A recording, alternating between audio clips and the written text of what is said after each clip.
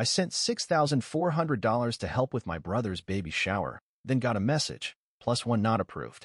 Just send gifts. Mom added, you can't afford real family, so you buy us. I smiled. Good point. I quietly removed my payments for everyone's tuition, rent, and cars. By morning, my phone exploded, and they did this. The text message came at 10:34 p.m., right as I was folding laundry. My phone buzzed, and I glanced at the screen. It was a group chat. My mom, my brother Alex, his fiancée Lily, and me. The baby shower group. +1 not approved. Just send gifts. I stared at it, confused. A minute later, Mom's message popped up beneath it. You can't afford real family, so you buy us. My chest tightened, but not with the usual shock or hurt. No, this time, it was a strange, calm emptiness. I felt like a radio station someone had just tuned out. Their voices faded, their noise became static. $6,400. That's how much I had sent over the past month. Gifts, venue, decorations, catering, anything Alex and Lily mentioned needing. I'd even covered the deposit for the event space because money was tight. My brother's voice on the phone had been so casual. I know you've got a good job, and it would mean the world to Lily.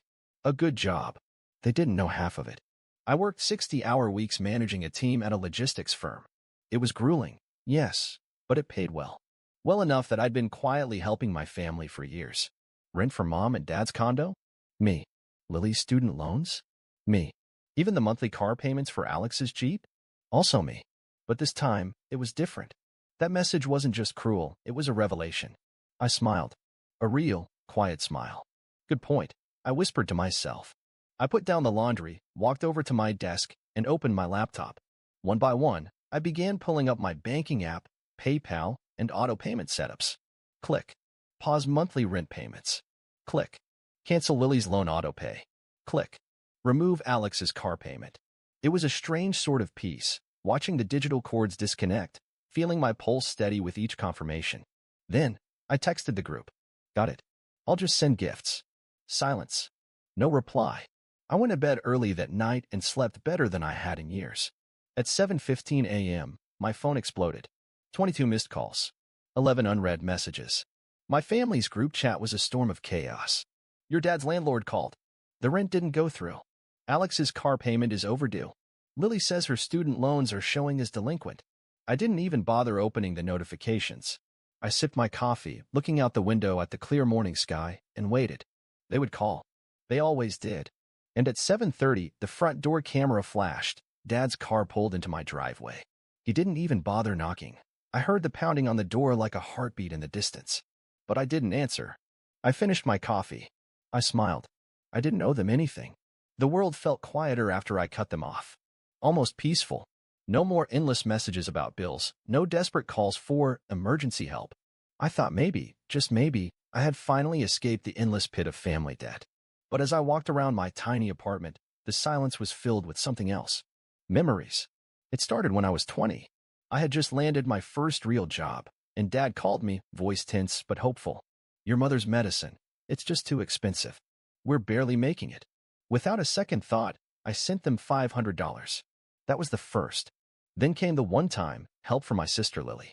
She had just started college, and her student loans weren't enough. I remember how she called, her voice trembling. I'll pay you back, I promise. I just need to get through this semester. But the semesters never ended. I kept paying. And it didn't stop there. The first car for Alex. A beat-up Jeep that I covered the down payment for because he needed it for his job. 3 months later, he quit the job. The Jeep stayed. But the worst part was the mortgage for Mom and Dad. Their dream condo that they couldn't afford after Dad's business venture fell apart. A venture he never mentioned until it failed. I was just starting my own life, but I became their safety net. Every month, an auto payment from my account to theirs. No thanks, just the occasional text. You paid, right? Like I was their personal accountant. The years became a blur of receipts, balance transfers, and excuses. My inbox was a graveyard of desperate messages. Alex's car broke down. Can you cover the repair? Lily's tuition is overdue. They're going to drop her classes. Your mother's medicine is getting more expensive. They never said, thank you. They just assumed it was my role. But there were other moments that stung like fresh cuts. Like the time Mom threw a birthday party for Lily, and I paid for everything. Decorations, food, Even the custom cake with best sister ever written in pink frosting. They posted photos all over Facebook. What a perfect family day. Not a single mention of me. When I asked Lily about it, she laughed. Well, you weren't really there. You're always working. And then Dad's retirement. 35 years in sales. I thought I'd do something big. I bought him the luxury SUV he always talked about. The one he said was the only real car worth driving. At the family dinner, I handed him the keys with a speech about his hard work. He stood, raised his glass, and laughed. Let's toast my son who thinks buying a car means he'll finally earn my respect. Laughter rippled across the room. My smile didn't waver, but my chest tightened. I left without saying goodbye. But I didn't take the car back. I told myself it didn't matter. It did. But what mattered most were the little betrayals, the casual cruelty. The time Lily posted a photo of her new handbag with the caption, "When you know how to hustle."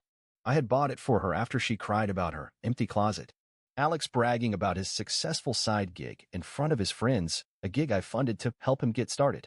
Mom posting family photos from vacations I paid for, with captions like, "Family is everything. Family. Everything. Except me." And when I tried to pull back, just a little, the masks came off. They didn't beg. They threatened. "Stop acting like you're better than us," Dad once snapped on the phone. "You have a good job because we sacrificed for you." Lily sneered. "Oh, poor you. A successful manager. Do you want a medal?" Alex's favorite. "Money doesn't make you family, bro." Money. The thing they demanded but never respected. I kept thinking of the text, "You can't afford real family, so you buy us." No, I didn't buy them. They took advantage of my kindness. And the worst part? I wasn't even angry at first. I was ashamed of how long I let them use me. Ashamed of how I thought this was normal. Ashamed of how I twisted myself into their personal bank account just to hear them say family. But not anymore. Not after I cut them off. Not after I remembered everything.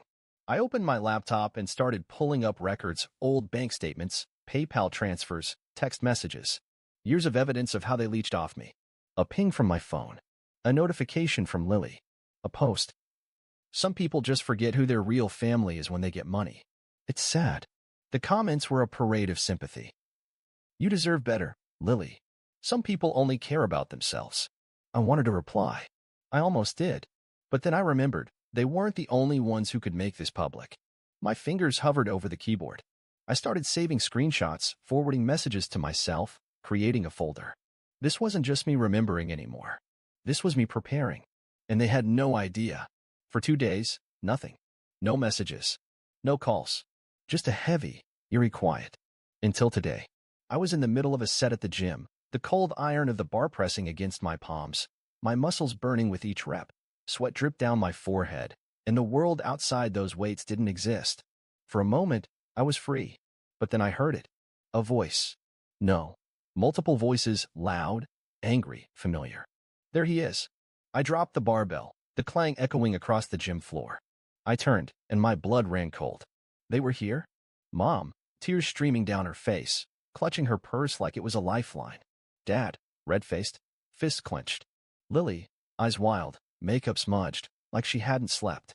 And Alex, arms crossed, glaring like a storm. People stopped their workouts. A woman on a treadmill pulled out her earbuds, eyes wide. A trainer leaned against the wall, watching like it was a show. "Are you happy now?" Lily's voice pierced the air. "We're struggling because of you." I forced a laugh, cold and sharp. "Destroyed you?" "I just stopped funding your circus." Dad's voice boomed, and I felt it in my chest. "We're your family. You don't just turn your back on family." "Oh, I didn't turn my back." I wiped sweat from my brow. "I just stopped letting you ride on mine." Murmurs spread through the gym. Someone whispered, "What's going on?" Another pulled out their phone, recording. "Stop being dramatic." Mom's voice was a desperate wail. "All we ever did was love you." Love. I stepped forward, feeling the rage boiling beneath my skin. "Is that what you call this? Was it love when you guilt-tripped me into paying your rent? When you lied about Lily's tuition? When you posted family vacation photos without me because I was just the wallet?"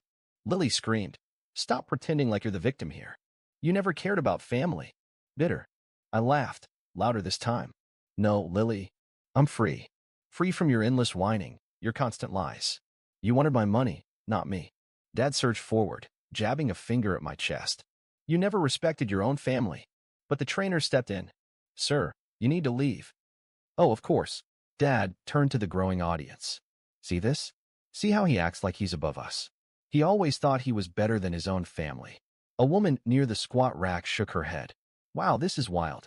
Lily's voice broke, desperate. You think cutting us off makes you powerful? You're just a lonely, miserable man with no real family. Family. I smiled, pulling out my phone. Let's talk about family. I swiped through the gallery and hit play. Her voice filled the air, loud, clear. Don't worry, I'll get him to pay for it. He naive. Always has been. We'll just tell him it's for school. He never checks. Lily's face went pale. Mom's hand flew to her mouth. Dad's fists clenched tighter. I turned the screen to them. I have all the proof I need. Records, messages, even receipts. If you want to keep pushing, we can take this further. You liar.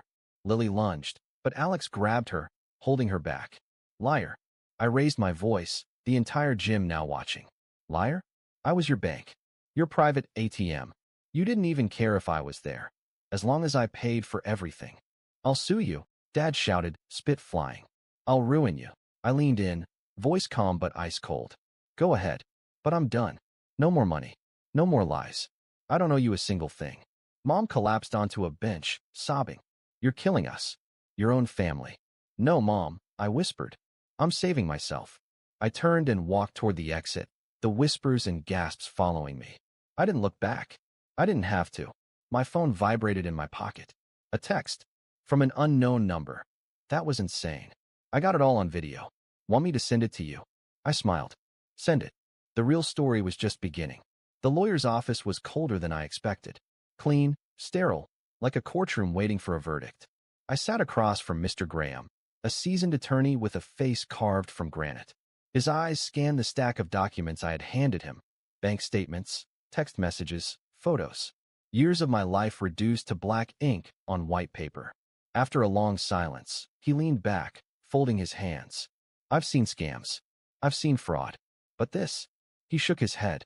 This is a family treating you like a cash machine. I want it back, I said, voice steady. Every dollar. Mr. Graham's gaze sharpened. We can make that happen. Given the evidence, we can file for unjust enrichment and fraudulent misrepresentation. They took your money under false pretenses. They manipulated you. Manipulated. The words settled over me like a shadow. That's what it had always been. Not love, not family, just manipulation. 2 days later, the first letter went out, a demand for repayment. Every dollar they had squeezed from me, calculated and itemized. $12,000 in rent payments for my parents. $16,500 in Lily's student loans, never used for tuition. $8,000 for Alex's Jeep, now with scratches and dents he never bothered fixing. $6,400 for the baby shower. A total of $42,900. It wasn't just about the money. It was about taking back every piece of myself they had stolen. The panic began within 48 hours. Mom called first. Sweetheart, I just got this letter. What does it mean? Are you serious? You can't be serious. Dead serious, Mom. I was calm, too calm. You have 30 days to return everything you took from me. After that, we go to court. Court? Court. We're family. Her voice cracked, desperation seeping in. You can't do this to us. I didn't do anything to you, I whispered. I just stopped letting you do it to me. The next call was from Dad. No begging, just rage. You ungrateful child. After everything we did for you. Did for me. I laughed. Name one thing you did for me that wasn't for yourselves. He sputtered, words failing him. I hung up. Lily's texts were a mix of anger and hysteria. How can you be so selfish? You're ruining my life. I'll tell everyone you're a monster. I sent her one message. Do it. I have the receipts. Literally. By the end of the week, the desperation turned into full-blown chaos. They tried to ignore the letter, hoping I would back down. But then the second letter arrived, an official pre-litigation notice. The next step was a lawsuit. And that's when they began to crack. Mom called, crying. Please, honey, we can talk about this. I'll explain everything. It wasn't what it looked like. It looked like you used me. I interrupted. You lied. You manipulated me. And now you pay it back. You want to destroy us over money? She sobbed. What kind of son does that? Not a son, I replied coldly. A victim. But not anymore. Dad called, trying a different approach. Look, you're a businessman now, right? We can make a deal. You drop this, and we'll apologize. I don't want apologies, I said. I want my money. Then the real panic set in. Alex's Jeep was listed for sale online. A desperate post, quick sale. No reasonable offer refused. Lily started working double shifts at a bar, the same one she used to mock me for working it during college. Dad tried to refinance their condo, but their credit was garbage without my help. I stayed silent. I watched them scramble, knowing they were trapped. They never saved. They never planned. They just assumed I would always be there. Then came the message from their lawyer. A desperate plea for a mediation. They wanted to settle. They didn't want this to go to court. Not because they cared about losing money, but because they knew they would lose their reputation. I agreed, but on my terms. The mediation room was a battlefield.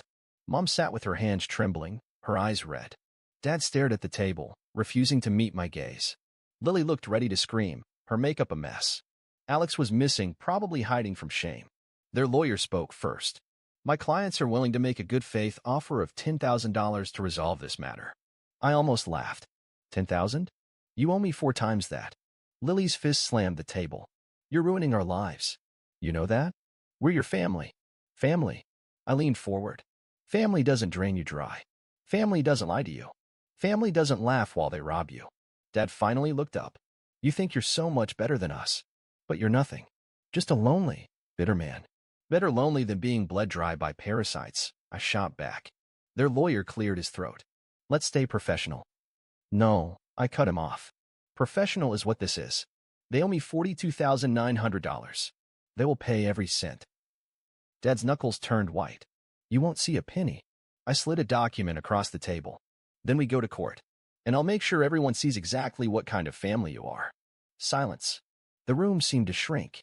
Their lawyer whispered something to them. Mom's shoulders slumped. Lily stared daggers at me. Dad looked old, defeated. Finally, they signed. Full repayment in monthly installments until every cent was returned. If they missed even one payment, I could seize their assets. And as we left the room, Lily spat at me. We can't believe you would do this to your own family. I smiled. Finally, the first payment arrived 2 weeks later. $2,000. A small drop in the ocean of what they owed. But it was a start. They tried calling, texting, leaving voice messages, all ignored. I changed my number, deleted them from social media, and watched their world collapse from a distance. Their desperate Facebook post became a sad spectacle. Lily crying about toxic people. Dad blaming fake family. Mom posting Bible quotes about forgiveness. But I didn't respond. I didn't care. Freedom wasn't just about getting my money back. It was about taking back my life. And with every payment they sent, I felt it. The weight lifting. The chains breaking. They sold me out for years. Now they were finally paying the price. My apartment hadn't changed. Same walls. Same couch. But it felt different. Quieter. Lighter. No desperate messages. No guilt-tripping texts. The silence was addictive. I smiled without reason. Walked to the gym without a weight on my chest. Lifted without imagining their voices mocking me. Ran until my lungs burned with something clean. Something that wasn't shame. Every month, my phone pinged with a notification. A deposit. Another payment from the family that once drained me dry. They never missed a payment. They couldn't. Missing one meant court. At first, they tried leaving messages in the payment descriptions. This isn't fair. We're your family. How could you do this to us? I ignored them. Empty words from people who once called me an ATM. One rainy Thursday, I saw another notification. $2,000 deposited. No message this time. They had run out of excuses, run out of guilt, run out of me. I deleted it without a second thought. The city was alive in a way I'd never noticed. I walked streets I had ignored for years, found quiet parks, tried new cafes. I even signed up for a coding course, something I had always wanted but never had time for. One Saturday, at a local coffee shop, an old friend, Mark, tapped me on the shoulder. Man, you look different. Happy. What happened? I smiled. I stopped paying for people who didn't care about me. He laughed. Well, that's cold. No, I sipped my coffee. That's freedom. That night, I stared at my old bank account, the one they had turned into their personal treasure chest. I clicked Close Account. A warning popped up. Are you sure? This action is irreversible. Yes, I was sure. One click, and it was gone. A clean slate. A fresh start. I grabbed my jacket, walked out into the cool evening air, each step feeling lighter. Stopped by a small cafe, ordered a cappuccino, and watched the rain trickle down the window. People laughed, couples held hands, life moved on. And so did I. I didn't lose a family. I lost a burden, and I was never going back. But sometimes, in the quiet of the night, I wonder if I could have saved us, if there was a version of this story where we didn't end up as strangers. Yet I know that letting go was the only way to save myself.